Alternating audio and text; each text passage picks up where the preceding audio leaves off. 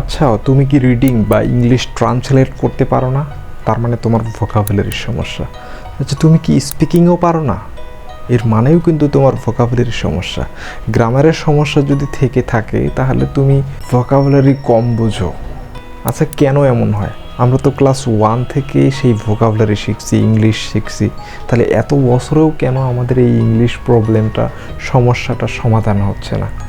তার মানে আমরা ভুল পদ্ধতিতে কিছু ভোকাবুলারি শিখি। আমাদের এ পর্যন্ত এসেও কেন 500 ভোকাবুলারি স্টকে নাই? আমরা মুখস্থ করি শিখি। আমরা ডিকশনারি মুখস্থ করি, কেউ কেউ বই মুখস্থ করি, আবার কেউ কেউ পত্রিকা পড়ে ভোকাবুলারি শেখার চেষ্টা করি। পত্রিকা পড়াটা লাভজনক, তবে ডিকশনারি এবং বই থেকে যে মুখস্থ করি, যে ওয়ার্ডগুলো শিখি, এটা আসলে আমাদের মাথায় বেশি দিন থাকে না। তাহলে এর সমস্যার সমাধান কি আছে? এই সমস্যার সমাধান নিয়ে আমি 20টা ভিডিও তৈরি করেছি। এই 20টা ভিডিওতে মাত্র 200টা রুট ওয়ার্ড শিখবো, আমরা রুট ভোকাবুলারি শিখবো। সেখান থেকে 200টা যদি তুমি রুট ভোকাবুলারি শেখো, প্রতিটা রুট থেকে যদি 10টা শব্দ তৈরি হয় বা 10টা শব্দ যদি তুমি করতে পারো সাফিক্স প্রিফিক্স যুক্ত করে, এই 200 শব্দকে যদি 10 দিয়ে গুণ করো, 2000 ভোকাবুলারি তোমার স্টকে থাকবে। তুমি কি এরকম তোমার ভোকাবুলারি স্টকে 2000 শব্দ যুক্ত করতে চাও? তাহলে আমার এই পুরো ভিডিও সিরিজটা তোমাকে দেখতে হবে। তো চলো, কিভাবে আমরা এই 2000 ওয়ার্ড শিখবো সেটার নমুনা আজকে আমি তোমাদেরকে দেখাই। সেটা হচ্ছে ইগো। এখানে 2টা শব্দ আমি রুট শব্দ লিখে রেখেছি। একটা হচ্ছে ইগো, ইগো শব্দের অর্থ হচ্ছে মি ফার্স্ট। আর একটা লিখেছি হচ্ছে অ্যানথ্রোপস। অ্যানথ্রোপস শব্দের অর্থ হচ্ছে mankind, MAN, man kinds, KINDS, ম্যানকাইন্ডস মানে হচ্ছে মানব জাতি। এই 2টা রুট ওয়ার্ড থেকে আমরা এখানে বোর্ডেগুলো যতগুলো শব্দ দেখতেছি সেই শব্দগুলোর অর্থ কিন্তু বুঝতে পারবো। তো চলো আমরা প্রথমে ইগো শব্দটা থেকে এই শব্দগুলোর অর্থগুলো শিখে নিই। ইগো শব্দের অর্থ হচ্ছে কি মি ফার্স্ট, বা আত্মকেন্দ্রিক বা আত্মভোলা, সেলফ বা আমি, যে সবসময় নিজেকে নিয়ে চিন্তা করে, নিজেকে নিয়ে ব্যস্ত থাকে, সে হচ্ছে ইগোসেন্ট্রিক পারসন। এখন এই ইগো শব্দটা হচ্ছে অর্থাৎ নিজেকে নিয়ে যে সব সময় চিন্তায় মগ্ন থাকে। তো সেখান থেকে গঠিত যে শব্দগুলো এখানে দেখো, প্রথমটা হচ্ছে ইগোসেন্ট্রিক, তারপর ইগোইস্ট, এই সেন্ট্রিক যুক্ত হয়ে ইগোসেন্ট্রিক, ইগোর সঙ্গে ইস্ট যুক্ত হয়ে ইগোইস্ট, ইগোর সঙ্গে টিস্ট যুক্ত হয়ে ইগোটিস্ট, ইগোর সঙ্গে মেনিয়া যুক্ত হয়ে ইগোমেনিয়া, ইগোর সঙ্গে আল্টার যুক্ত হয়ে আল্টার ইগো। এগুলো সবগুলোর অর্থই তুমি এখন ইজিলি বুঝতে পারবা, কারণ তুমি ইগো শব্দের অর্থ আত্ম বা সেলফ রেসপেক্ট অথবা মি ফার্স্ট, আত্মভোলা মানুষকে বোঝো। তাহলে এখান থেকে দেখো ইগোসেন্ট্রিক, সেন্ট্রিক মানে সেন্টার থেকে সেন্ট্রিক, এটা একটা জার্মান রুট ওয়ার্ড। এই ওয়ার্ডগুলো আমরা পরবর্তী ভিডিওগুলোতে শিখবো। তাহলে সেন্ট্রিক বা সেন্টার মানে হচ্ছে কেন্দ্র। তাহলে ইগোসেন্ট্রিক শব্দের অর্থ হচ্ছে আত্মকেন্দ্রিক, কেন্দ্রিক, যে সবসময় নিজেকে নিয়ে চিন্তা করে, যে আমারটা, আমি আগে খাবো, আমি মাছের মুড়োটা আগে খাবো, সেই মানুষটাই হচ্ছে কি আত্মকেন্দ্রিক। ইগোইস্ট হচ্ছে কি স্বার্থপর। তার মানে দেখো, এটা সবগুলো ইগোর সঙ্গে জড়িত। স্বার্থপর কারা? যারা সবসময় নিজেরটা চিন্তা করে, তাই না? তাহলে দেখো নিজ বা সেলফ বা আত্ম সেখান থেকে স্বার্থপর বা আত্মবাদী যারা। তারপর ইগোটিস্ট হচ্ছে ব্যক্তি,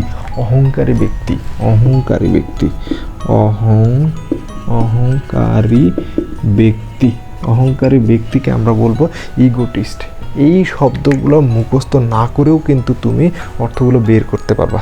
যদি এইখানে বলা হয় যে হি ইজ এ ইগোটিস্ট পারসন, তার মানে তুমি বুঝতে পারছো ইগো মানে হচ্ছে সেলফ বা আত্ম, তাহলে ইগোটিস্ট মানে অহংকারী, সে হচ্ছে একজন অহংকারী ব্যক্তি। তারপর ইগোমেনিয়া হচ্ছে মাত্রাতিরিক্ত অহংকার, মাত্রাতিরিক্ত অহংকার, সংক্ষেপে লিখছি, এখানে জায়গা নাই। মাত্রাতিরিক্ত অহংকারী ব্যক্তি হচ্ছে কি ইগোমেনিয়া অথবা ইগোমেনিয়াক। এরকম আরও রুটস শব্দ থেকে আরও সাফিক্স এবং প্রিফিক্স যুক্ত করে অনেকগুলো শব্দ গঠন করতে পারবো। তারপরে দেখো আল্টার একটা ল্যাটিন রুটস ওয়ার্ড এর অর্থ প্রকাশ করবে যে বিপরীত। ওকে, তাহলে ইগোর বিপরীত আত্ম বা স্বার্থবাদী বা যে সব সময় নিজে চিন্তা করে, তার বিপরীত কি হতে পারে?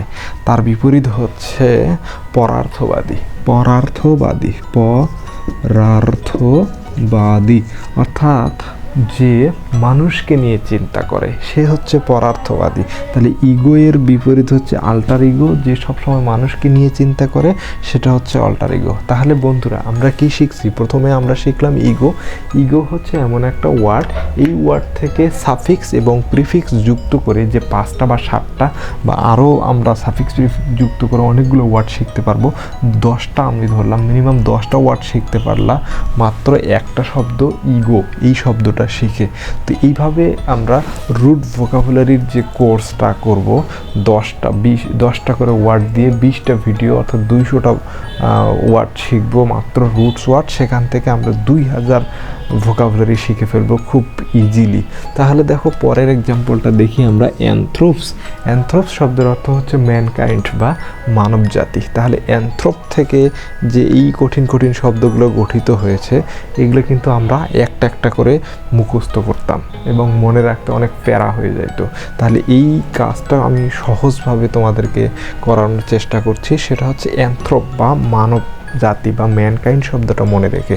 তাহলে অ্যানথ্রোপ থেকে যুক্ত হয়েছে এই যে অ্যানথ্রোপোলজি।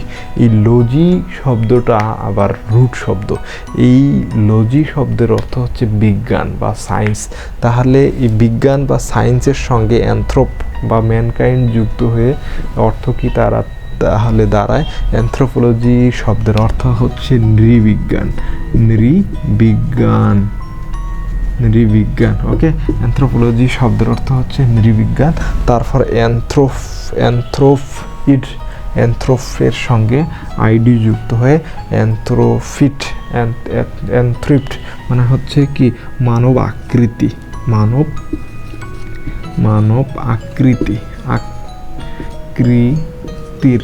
আকৃতির বা মানব সাদৃশ্য বা মানুষের মতো দেখতে, সেটা হচ্ছে অ্যানথ্রোফিট।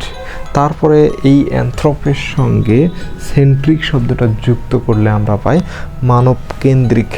ওকে, তাহলে মানব কেন্দ্রিক। তারপরে দেখো অ্যানথ্রোপোমরফিক অনেক কঠিন একটা শব্দ।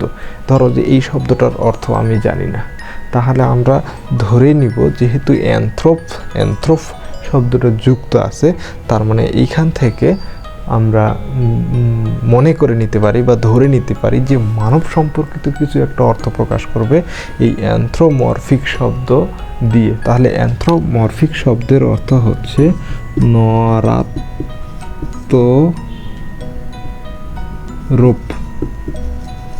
নরাত্মরূপ মানে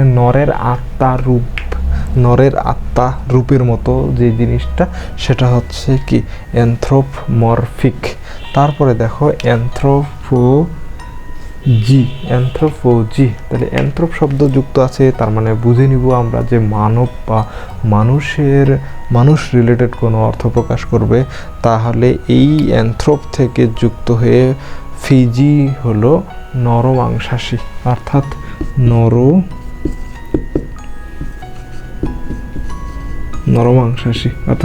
যে মানুষের মাংস ভক্ষণ করে সে হচ্ছে কি অ্যানথ্রোপোজি, নরমাংসাশী।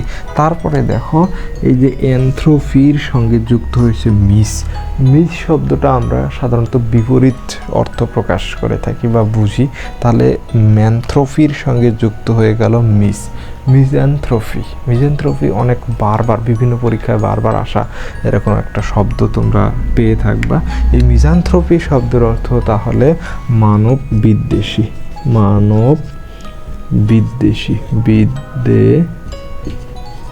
অর্থাৎ যে মানুষকে ঘৃণা করে, মানুষকে যে পছন্দ করে না, সে হচ্ছে মিজানথ্রোপি।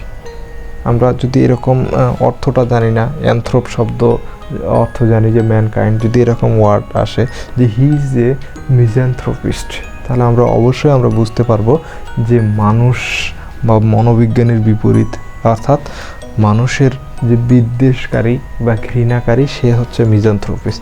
তারপর আর একটা চমৎকার ওয়ার্ড, এটাও বারবার বিভিন্ন পরীক্ষায় আসে, বিশেষ করে ব্যাংক বিসিএস বা অন্য কোনো প্রতিযোগিতামূলক পরীক্ষায় এটা বারবার আসে, সেটা হচ্ছে ফাইল্যান্থ্রপি। তাহলে অ্যানথ্রপি শব্দের সামনে যুক্ত হলো ফাইল্যান্থ্রপি।